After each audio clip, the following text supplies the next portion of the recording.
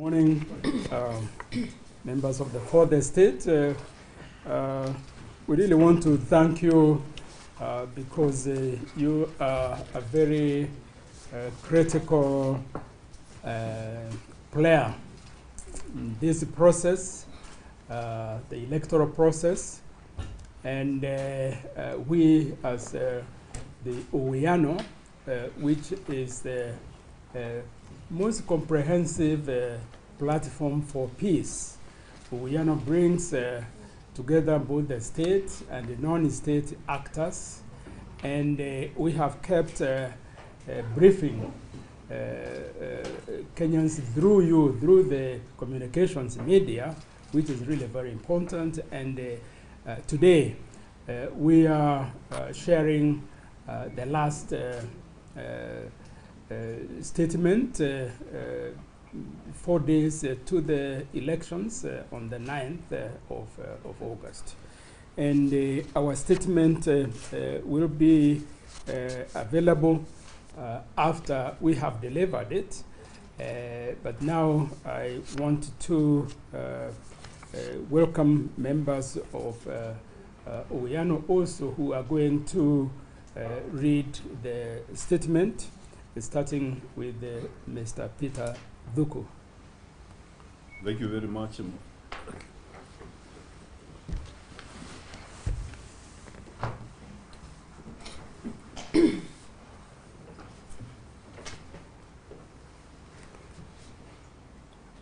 I'm going to read this statement. My name is Peter Dhuku. I am Secretary in charge of Peace Building and Conflict Management, the State Department of Interior. State of peace and political decency in the run-up to the 2022 general elections. The 2022 polls will mark the 6th general election cycle since the introduction of the multi-party democracy in Kenya, and the third under the new Constitution of Kenya 2010. Established in 2010, the Uwiano Platform for Peace has been originating and coordinating initiatives aimed at conflict prevention and peace building in Kenya, especially related to elections. Like it has done before, the platform has an election preparedness framework, which will see it play a major role in the electioneering and campaign activities aimed at both prevention of electoral violence and promotion of peaceful electoral process. We all know that the 2017 electoral process affected Kenya's key democratic institutions and its social cohesion, leaving the country deeply divided after an annulled presidential election. This was followed by a rerun of the election, which was marred by a low level of violence and an opposition boycott.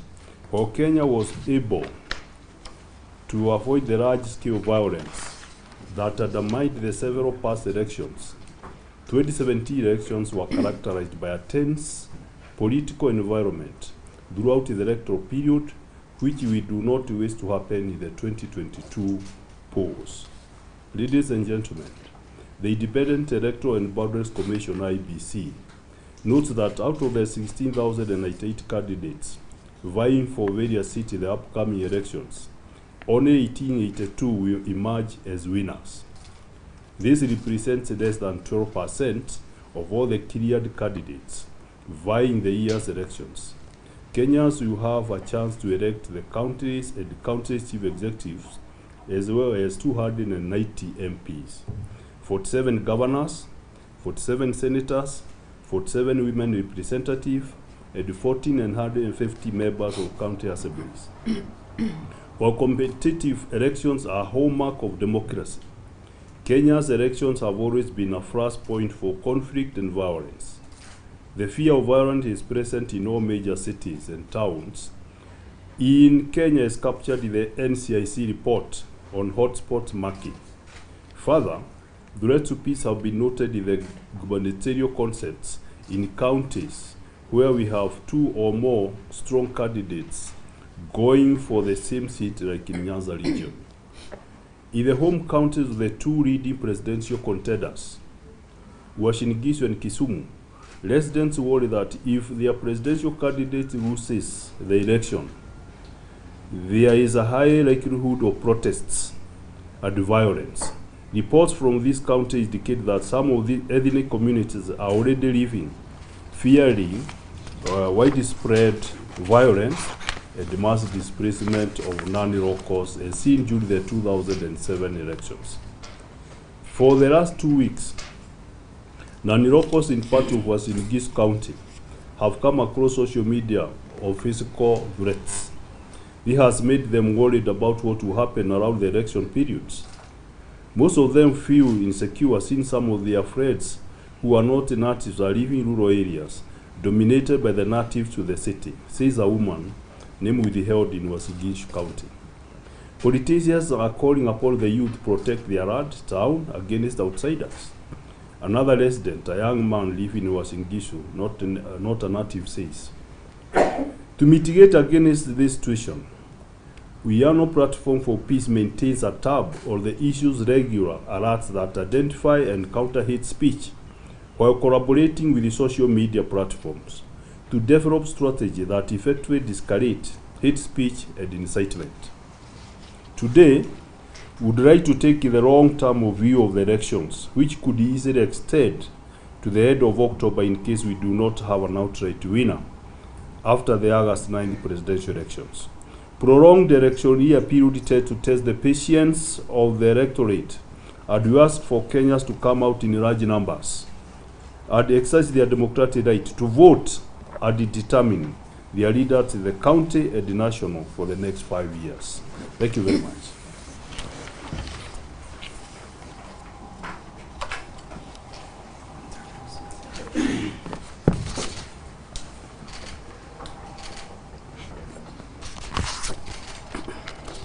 Good morning. My name is Bruno Shoso, the police spokesman representing the IG of police.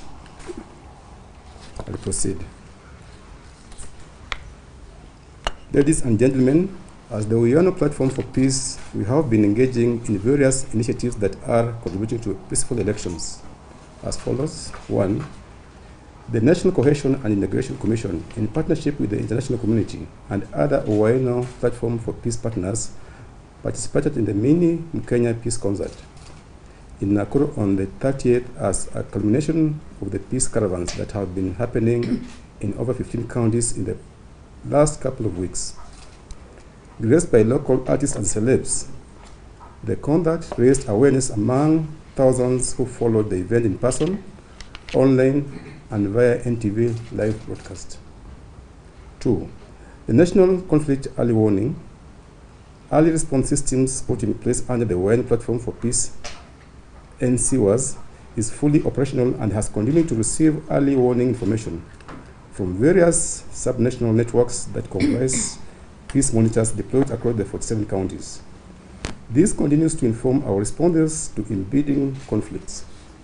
We urge Kenyans to interact with the platform by sharing any early warning information through the toll-free SMS number 108.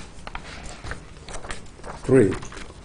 The National Police Service has prepared to deploy at least 150,000 police officers to provide security during the August 9 general election.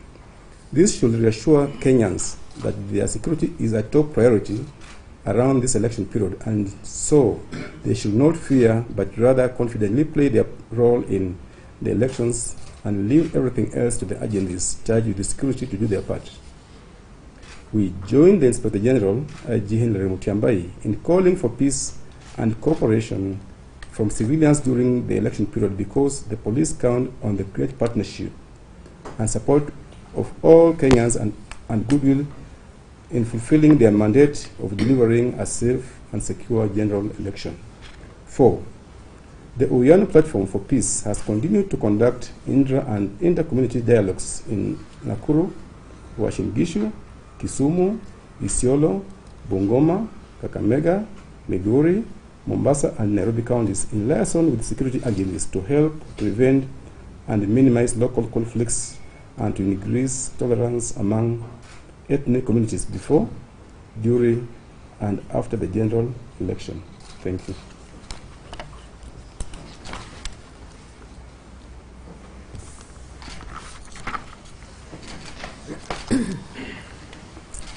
Good morning. My name is Mandisa Mashologo, the Deputy Resident Representative, UNDP Kenya. The Uwiano Platform for Peace has intensified monitoring of hate speech and ethnic contempt on social media platforms as well as in public fora. In this last week of elections, political gatherings and social media platforms have been observed as fertile ground for hate speech and incitement to violence. All efforts must be made to reduce the possibility of violence and potential displacement in some of the hotspot counties and to let peace win. The Interreligious Council of Kenya, through the interfaith networks and local media platforms in Marsabit and Baringo, have also held town hall dialogues where they've interrogated and engaged political aspirants on their commitment to the people, including peaceful elections. Through the National Peace and Mediation Team, IRCK, and the Eminent Women Leaders for Peaceful Elections, they met in Lamu and Nakuru, where they called for peace and cohesion in the run-up to the elections.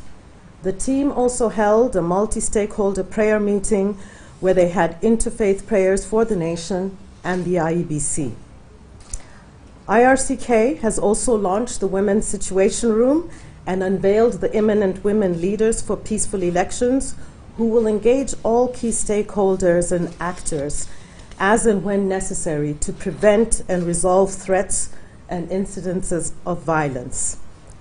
The UN Women-supported mediation network has also been launched, and they have been very active, both at the county and national level, in ensuring the message, "Let peace win," is continued.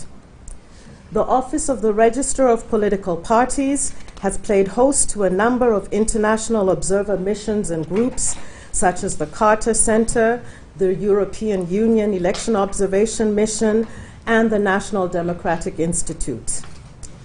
In the period between now and the 12th of August, the ORPP is conducting countrywide general election monitoring exercise. The focus of this exercise includes an assessment of adherence to the political party's code of conduct.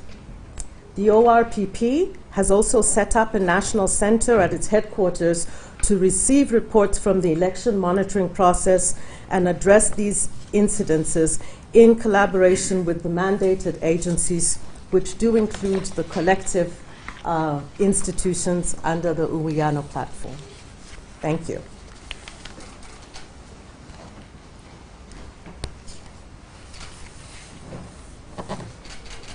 Now, having stated some of those challenges and the issues that have been read out in this statement, the Uwiano Platform for Peace would like to call for the following. 1, close monitoring of all social media spaces, including the dark spaces like political, WhatsApp, and the Telegram groups. The Communications Authority, law enforcement agencies, and human rights organizations need to devise mechanisms to mitigate the negative use of these spaces and catalyze prosecutions for incitement to violence without discrimination based on political affiliation. Secondly, the public political rallies and online social media platforms remain the main spaces for hate speech and inciting others to violence. Just 4 days to the elections, all efforts must be made to reduce the possibility of violence and the potential displacement of persons. 3, the National Security Council needs to take measures to build public confidence that the security agencies will discharge their mandate impartially, effectively, and according to human rights standards while upholding peace and security during the election period. Number 4, Kenyans are reminded of the availability of lawful mechanisms to contest any elections disputes and malpractices while maintaining peace and security. Since elections are only 4 days away, we as peace actors would like to further recommend that we call upon the peace actors and the Kenyans to intensify vigilance and be ready to report any threats to peace in their communities. We want Kenyans to remember to send any text that they might have to toll-free number 108. Toll-free number 018 will be receiving any communication, any threats that might have been notified in their communities. We want also all aspirants to have faith in the judiciary as the legal institution to dispute resolution to protect human rights during the electoral process and after. Survey undertaken by Owiano partners indicate that there is a chance that the top presidential contenders and their supporters will challenge the election's outcome. We call on them to ensure that they remain peaceful, even where they have disputes and they only have a recourse to the judicial process. We want to call on Kenyans in general to respect the integrity of institutions and especially the IEBC to ensure smooth elections. We urge all stakeholders to contribute to improving the trust on the IEBC by contributing to mass civic education and electoral processes and the steps used to safeguard the integrity of the electoral body, the IEBC. We ask the international community to be ready to support us where particularly there is an emergency need for support, and so that the response to the areas that might come up during this electoral process and which might not have been on the budgets of the actors who are here and need support for emergency situations, because elections, as we know, this is quite likely to happen. In conclusion, we commend the IEBC and the National Police Service for putting their differences aside and coming out to speak in one voice on election preparations. We encourage all the actors in these elections to speak to each other and act in one accord to deliver peaceful, free, fair, credible, and verifiable elections. And this is what we would want to see in order to achieve elections bila noma. Chagua Kenya, dumisha amani. Now this is the statement put out by the Owiano principles. And before we invite you to raise any questions, I would like to invite the chair of Interreligious Council of Kenya, Father Joseph Motie, who, as you know, went to Greece with the other stakeholders, and we would like to show how we have continued to support IEBC so that whatever happens, they know that there are actors who want to see them succeed. And Father Motie will make a few remarks on that.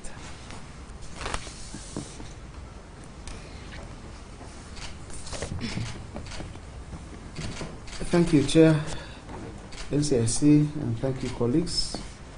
Good morning, members of the Fourth Estate. We are humbled that you found time to come and listen to this small brief that as a platform we are sharing. It has been a long journey preparing for the 2022 general elections, and of course we have fully participated and coordinated our efforts in trying to see that we get to see free, fair, credible and transparent general elections. It's true, just like Chair has informed, I was part of the mission group that went to visit the Lycos Inform company in Athens, and you know, there were some speculations that that company does not exist.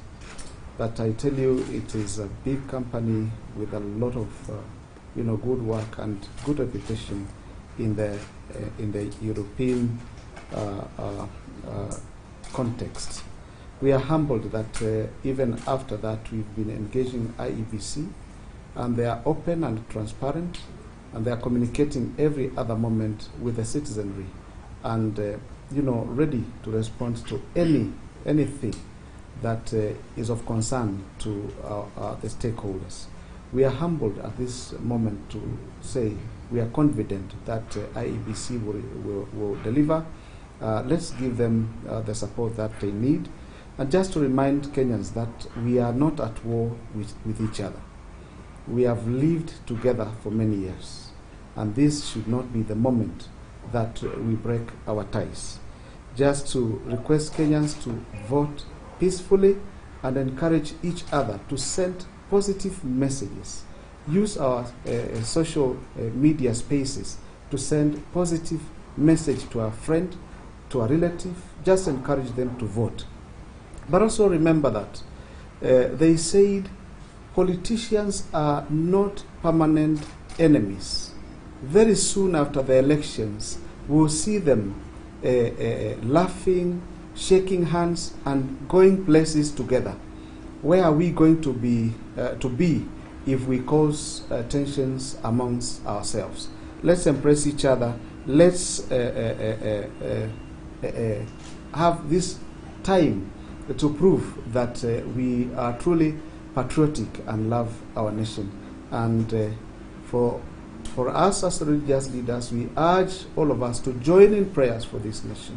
It's a moment that we need God to come and send His Holy Spirit, so that we are reminded that we are created in the image of God, and loving each other is the greatest command that we've received from both or all the faith communities in this country, both the Christians, the Muslims, and the Hindu. The clarion call is that God has called us to love one another without any limitations. So thank you so very much.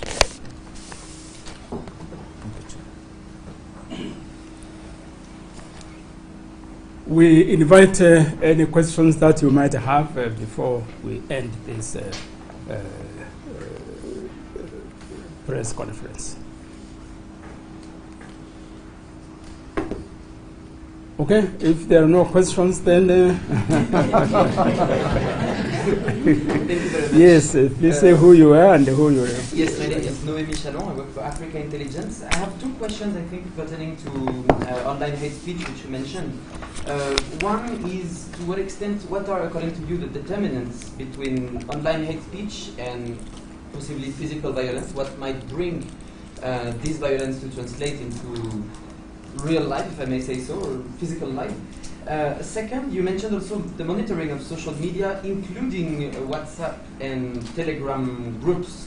How do you think it can be technically doable without also infringing privacy rights and fundamental rights? Thank you very much. Thank you. We have been monitoring the political campaigns, so that when it comes to identifying what utterances might be considered as hate speech. It's very easy for us, therefore, to have the recorded messages and photographs that have been taken, or video, and knowing who it is, because there is it's easy to identify those who speak out. It is more difficult when it comes to online, and that is where we have had a lot of challenges. But I want to say that because now we are working together with the other actors, for example, we have established situation rooms, one even right here on this building, and we have also agreed to work with the Communications Authority because they have a very advanced communications technology, and they are monitoring what is being posted, on the platforms, internet platforms. And what we are now going to do is to station 2 of our staff to be located at Communications Authority, so that they will now see whatever postings there are, and if they are the kinds that need to be dealt with, they can pull it down instantly, immediately. So that is what we are doing, and that is how we are able to be able to deal with whatever comes on the social media. And WhatsApp, as we have said, we have continued. In fact, we do have a constant communication with them. We have had, for example, TikTok right here, Facebook right here in this room, who have come to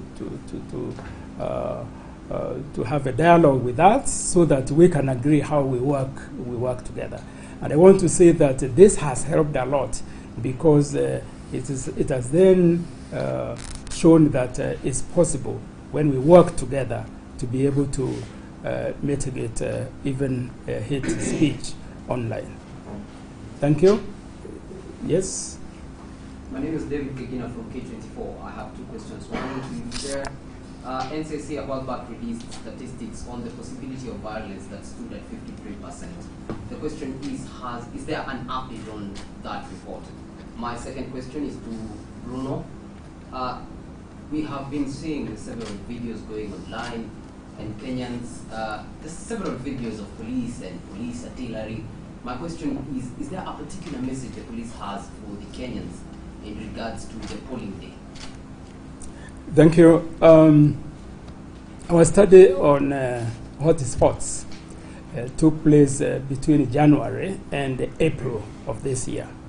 So the report we came out with, where we flagged 6 hotspots, or hotspots in 6 counties. Immediately that was done, actions were taken, and you must have followed, for example, what happened in Nakuru. It's one of the hotspots that we had flagged out, in Mombasa, in Nairobi here. And I would say that there has been tremendous improvement. The casual assessment that we have done in July last month is that most of those that were high risk, the hotspots, by now they are medium risk.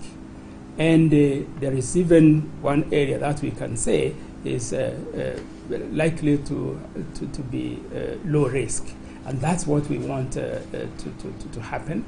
And with that, I would like to say that, yes, action has been taken very quickly, and there has been a reduction of armed, especially activities by armed groups or armed gangs. And that is partly because of what we were able to do in terms of establishing hotspots. I wanted to have Bruno to answer the other question that has been raised. Yeah, thank you very much for the question. From our statement, we say that NPS has deployed over 150,000 police officers. And that's part of what you are seeing, that movement in various parts of the country. So what that tells us is that as NPS, which is a critical partner on this process of election, we are ready. We are ready and prepared to support IBC to deliver a free and fair election by providing security. So those are issues just of deployment. It means nothing in terms of what people are thinking. It just means that we are ready. Should there be any eventualities, it's just part of the contingency planning. So there's nothing specific that we are targeting anything of at a certain place. We're just being ready so that should there be anything, we're able to react and respond effectively. Thank you. Thank you. We have, back there. Yes, thank you. My name is Marnix Bruyne. I'm from a weekly Groen Amsterdam in the Netherlands. You mentioned in the beginning the hate leaflets in Washington DC. Can you maybe tell how big of a threat is that for peace there? And there's also, I've read 2,000 families are already leaving that area. Is there really a relation, according to you, to the leaflets? And is it really a big threat where there are many leaflets, or is it maybe just symbolism in a way? Yes. Well, thank you. When the leaflets, surfaced, there was really great concern because this could be considered as ominous, because this is what happened, for example, in 2007, which led to the post-election violence of 2008. So when that happens, really, it is important to immediately take action. And that is exactly what happened. Now, there has been, of course, a dispute as to who is behind the leaflets, both producing them and spreading them. And what we know is that a number of persons have been arrested, and they are helping with the investigations. And since nobody has come out to own this, it really now is to be left to the security apparatuses to deal with it. But what actually has happened is, it is true, we knew, and we have mentioned in this report that some people who are not the locals in Uasin-Gishu have been very worried, and some of them started to leave the place. But now, because there has been assurance, and the most important is the leaders in that area particularly, and that's what we are calling upon them, to assure the people that these leaflets should not be the cause for leaving that area, because the security has been established, and it's good that they have come out a little earlier. And now some of the people who were preparing even to go, and as Father Mutia said, we are also using the religious organizations, because as we know from a study that was done a couple of months ago, the most trusted institution in the country is the church and the religious leaders. And therefore, when they speak out, I think people feel more confident that they will be secure in that place. So we are hoping that there is no going to be people rushing to leave the area, and particularly those, the non-locals, because this is what these leftists were talking about. Security has been beefed up in that area to protect them, even during the election day, that they can go vote and go back to their homes and live peacefully. Was it beefed up even in a reaction to the leaflets? And secondly, do you know anything about the scale of the distribution of the leaflets? The distribution of leaflets was very limited. It was really limited to a small area in Uasin-Gishu, but of course it has been, the social media. Therefore, the distribution physically is limited, but when it comes to social media, it's very, very wide. And that is why I think it has been taken. I don't know if you wanted to say something in terms of, yeah. So I think the situation is now contained. There was another hard. If you are satisfied, then that's fine. Well, thank you very much. I think we can come to the end of this. Thank you for coming, and we again look forward to continue to work with you even in the post-election period. Asanteni sana.